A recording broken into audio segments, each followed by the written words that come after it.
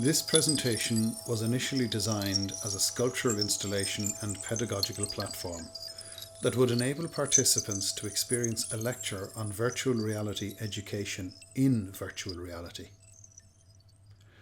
Due to the ongoing pandemic, this installation was not feasible, and as a result, the following film stands in as a supplement to what would have been. Virtual reality is a slippery term at the best of times. It is used primarily to describe digitally based systems that afford social and personal interaction. There are virtual learning environments to support lectures delivered by video and moderate class discussions. There are games such as Grand Theft Auto and Fortnite that create online fictional two-dimensional worlds on computer screens, allowing interaction with other players across the globe or digitally generated non-player characters in preset scenarios. Or online virtual worlds that are similar to the game platforms, except they provide social spaces for users to access using their avatars. And finally, there are immersive virtual spaces that require the use of headsets and handheld controllers to create a three-dimensional illusion of reality. The concept of virtual reality has been around for a long time. In literary fiction, William Gibson's 1984 novel Neuromancer is generally credited with coining the term cyberspace, which has become synonymous with our contemporary understanding of virtual reality as an alternative to real reality, a digital realization of our world, a metaverse, an alternative place to live, perhaps vicariously, through an avatar that mediates on our behalf, but that we can control. The concept reached its public epitome with the release of the Wachowski twins' 1999 movie The Matrix, which has since become the go-to description for virtual reality in the public imagination. The main character's experience of the computer-generated virtual world is presented as so convincing that the process of realization is not only psychologically traumatic, but also physically so. Ultimately, the character learns to take control of his avatar and destroys this artificial world. In his 1992 novel, Snow Crash, Neil Stephenson popularised the term avatar to describe online virtual bodies. Avatar is a Hindu word to describe a deity's earthly manifestation in physical form, and this had earlier led Richard Garriott to select it for the computer game Ultima 4: Quest of the Avatar. He wanted the player to be responsible for the character's in-game actions due to the ethical parables around which the story was revealed, and he believed that this would be more likely if participants were playing themselves. Stevenson was also responsible for introducing the term metaverse, and he used it in preference to virtual reality, a term he found cumbersome.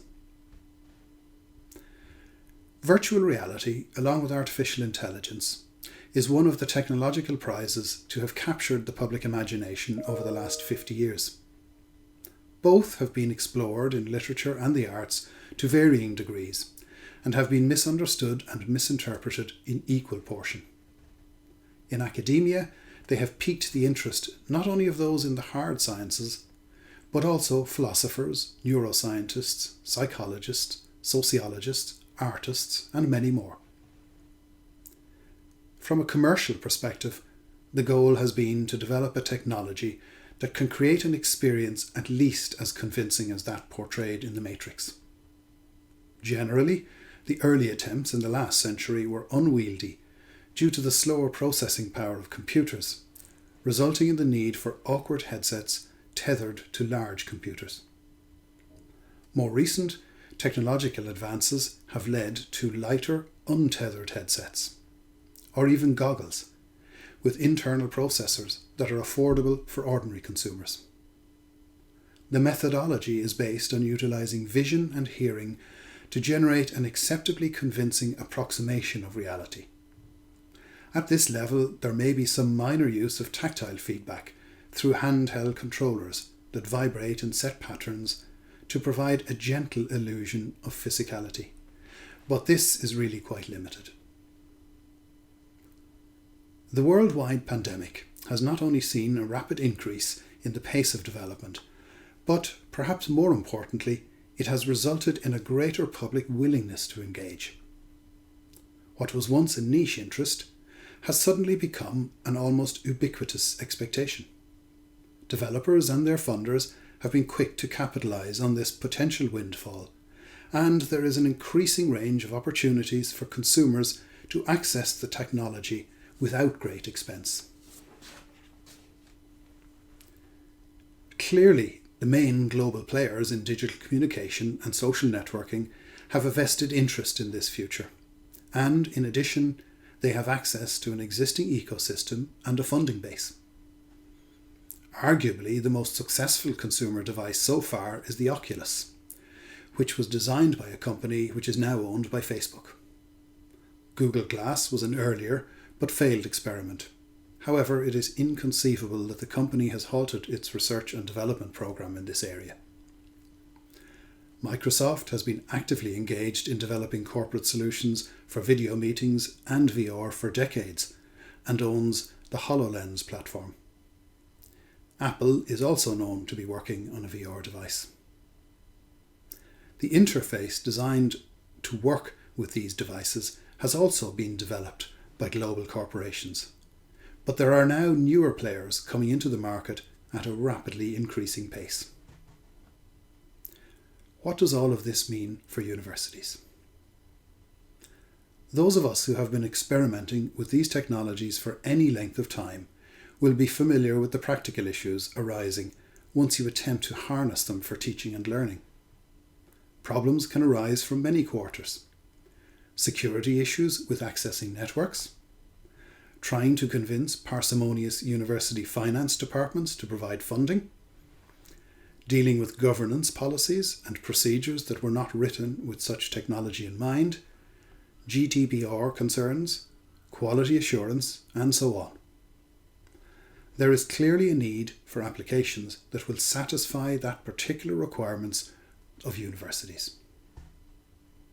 From an academic perspective, it became clear during the pandemic that remote learning has earned its place on the curriculum. Arguably, this has been a greater revelation to those engaged in the practice-based disciplines, where physical activities in workshops, labs, studios, and so on are a fundamental part of the educational experience. Lecturers had no choice but to experiment with new approaches and develop appropriate practices as required. Students were also expected to adapt rapidly. Much of the formal enabling technology, known as virtual learning environments, proved unequal to the task for the creative disciplines, and we had to look elsewhere.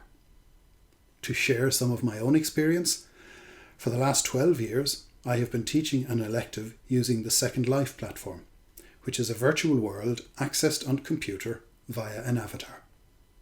Uniquely, it used to be the only course delivered entirely online, without any face-to-face activity. As a niche interest, I assumed it might decline in popularity once all delivery moved online. To my surprise, however, numbers increased, and one of the reasons given by the students was that the virtual space was more like the real teaching space than video-based classes.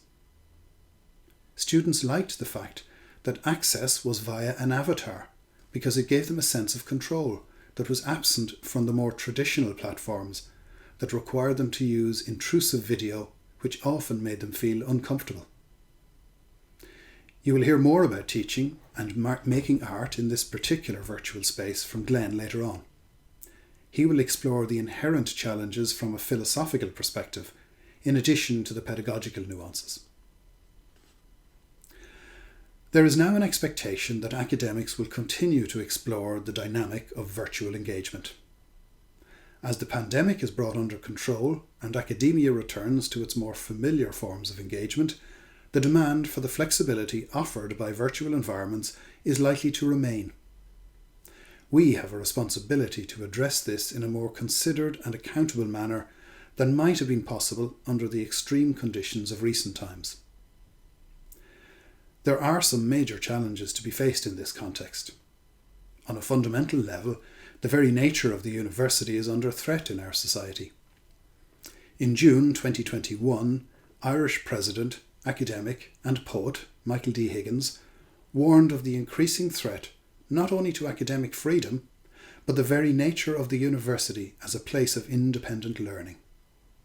He argues that the community of scholarship is under threat, and we must now consider not just the loss of academic freedom at the level of the individual scholar, but the loss of the institution of the university itself, even the space of university discourse.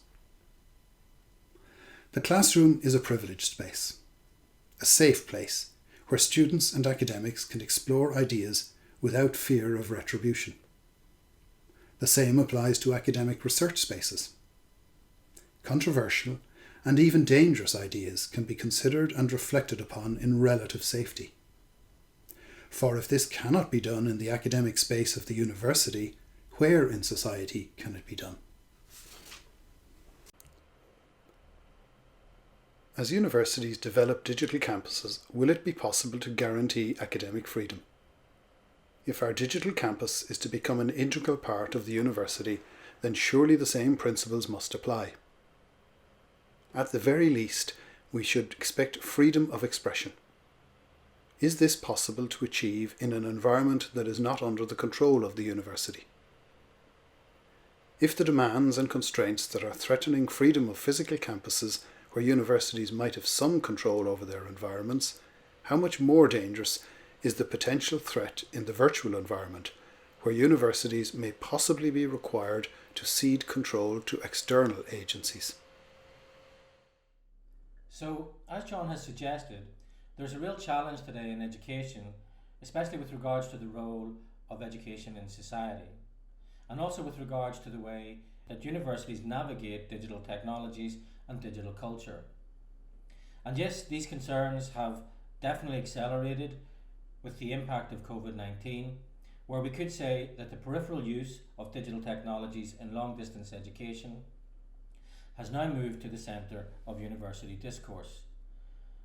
However, to be a little bit more precise, historically technologies have always been used in educational practice, from the textbook and the lectern to the overhead projector.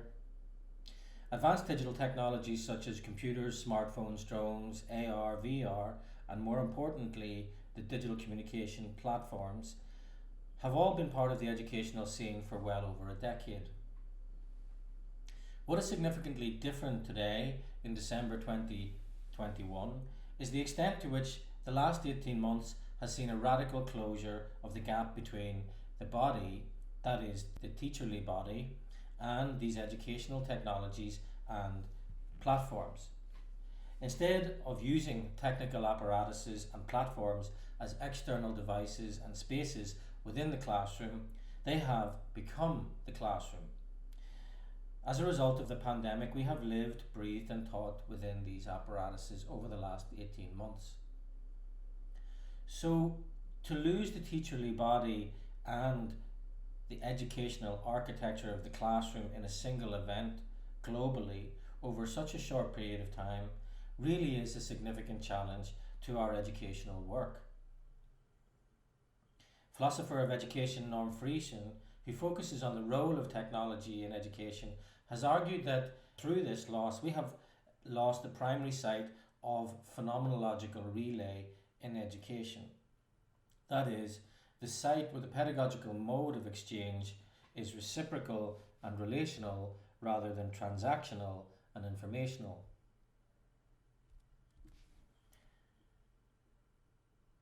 Given the ethical and material centrality of the body in educational practice, there is something about the last 18 months that has been truly entropic in the way that we have been suddenly disconnected from our practices of care and attention that have been cultivated over centuries. And the threat here might not be so much that the practice of education has been temporarily transplanted to the online world, but rather how this experiment might dovetail quite neatly with the ideology of efficiency and effectiveness that has come to define the neoliberal university. However, it is also wrong to assume that all educational technological intersections imply a deficit model of education. On the contrary, most successful applications of EdTech in long distance learning are motivated by far reaching egalitarian and democratic principles. Take, for example, the Open University, or the University of the Air, as it was first called. Set up by British Prime Minister Harold Wilson in 1969, the Open University aimed to offer access to education for those who had neither the geographical privilege nor the cultural capital to do so.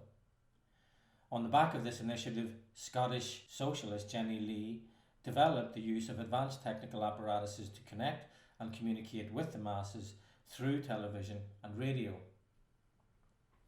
And if we want to go back even a little bit further, beyond the mid-20th century, we could consider how Walter Benjamin's radio scripts were designed to teach children that history was dialectical and material in form.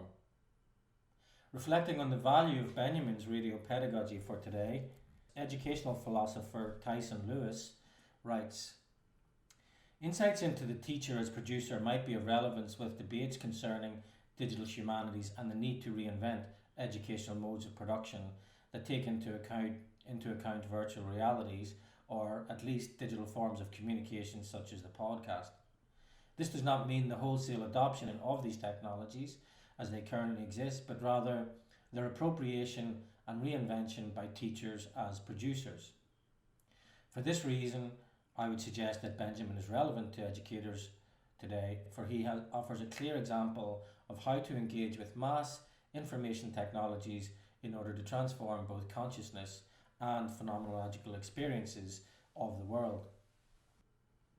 So, as we can see here, and as we were taught by Bernard Stiegler throughout his life and work, there is no one determinist role for technology in society or in education. We always have the capacity to alter the entropic effects of technological innovation through our own experiments and explorations. In light of this, I would like to focus the presentation towards a pedagogical experiment developed within a very specific local context in the west of Ireland, using a very specific technological form, VR, to address a number of very specific pedagogical problems, namely the embodiment of knowledge in education.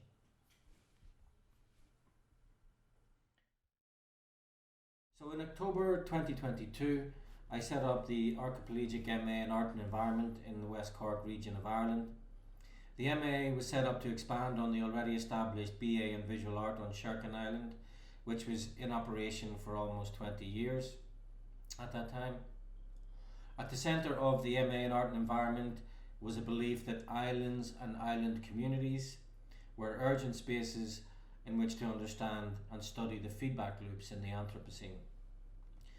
In their recent text on this subject, David Chandler and Jonathan Pugh have highlighted that while islands were often considered backward, insular spaces through the colonial capitalist lens of modernity, today they were being reconsidered as important historical grounds for understanding the resilient ontologies that define our experience of the Anthropocene. Referencing the importance of islands for Darwin, they write, "Species evolved and adapted differently on the Galapagos because different island ecologies facilitated and enabled this differentiation. The key word for Darwin was thus divergence, which emerged from the separation and bounded nature of islands, and in focusing upon this he drew attention to how islands are powerful differentiating engines for life itself." Chandler and Pugh's thesis is built on the relational turn in island studies, which in turn was inspired by post-colonial poets and philosophers such as Edward Glissant and Camus Braithwaite. Arguing against traditional colonial representations of centre and periphery, Glissant and Braithwaite emphasised a global relationality that posited flow and dialogue against stasis and dialectical thought. Within this context, they both challenged the idea and the image of the island as an isolated entity, inward looking, arguing instead for the interdependent, rootless subjectivity of the archipelago.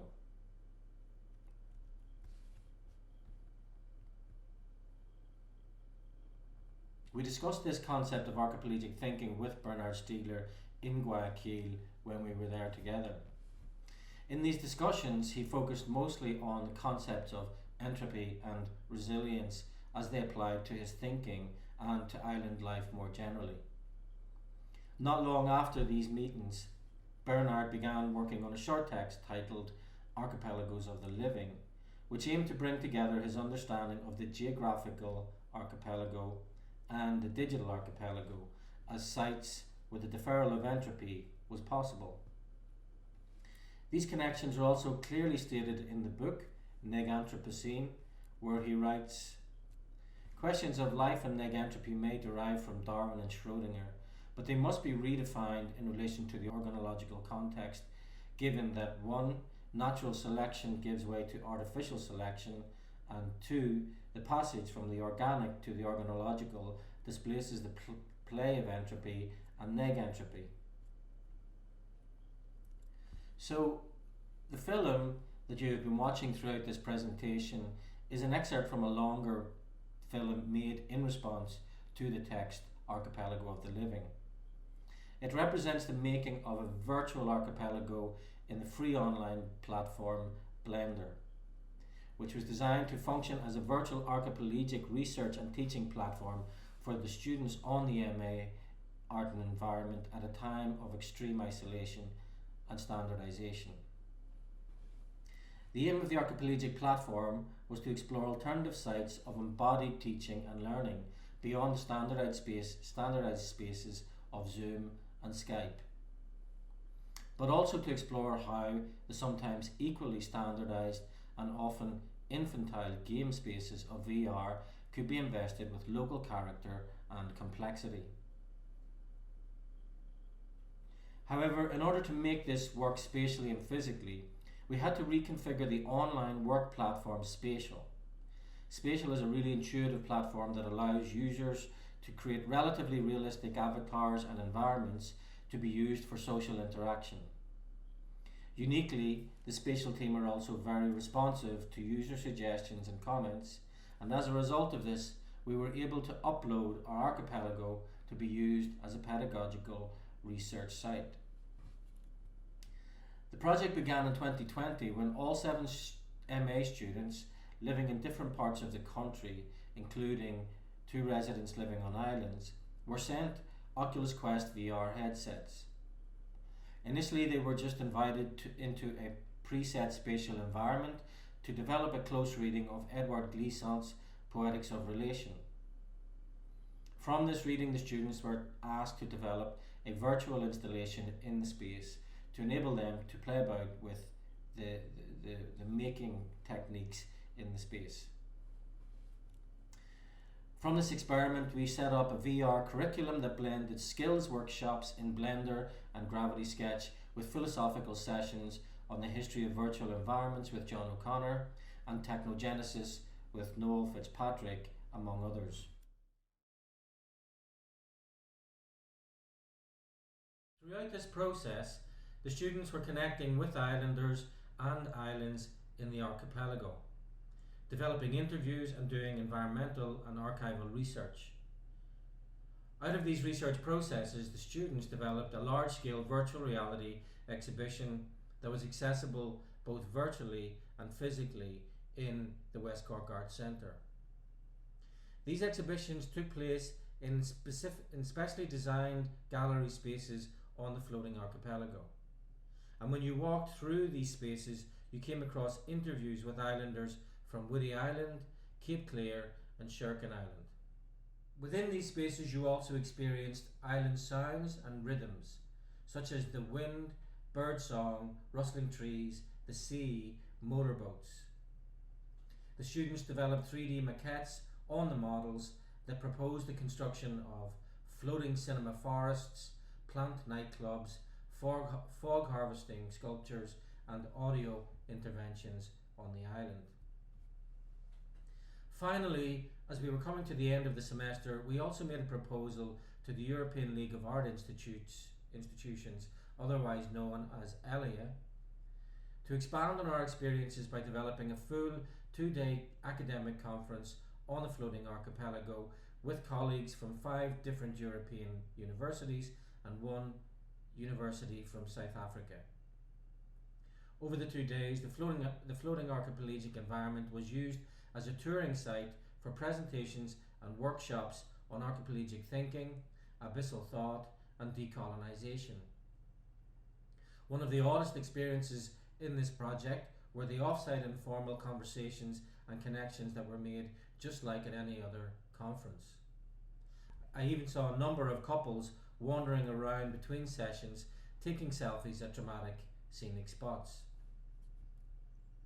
While these experiences provided much needed novelty and excitement for the students at a time of extreme routinization and limitation, they also raised important pedagogical questions around the potential for embodied knowledge experiences within virtual environments. While there is no replacing the teacherly body interacting with the student body in a physical classroom, there definitely was a more embodied spatial educational experience in these VR spaces than there was in Zoom at that time.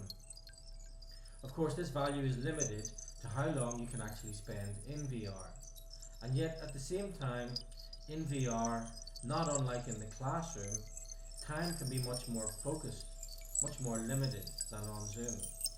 So in a very strange way, the enclosure of the VR space potentially allows you to close off the distractions that cause inattention and ultimately, as Bernard would say, entropy. Thank you for your time.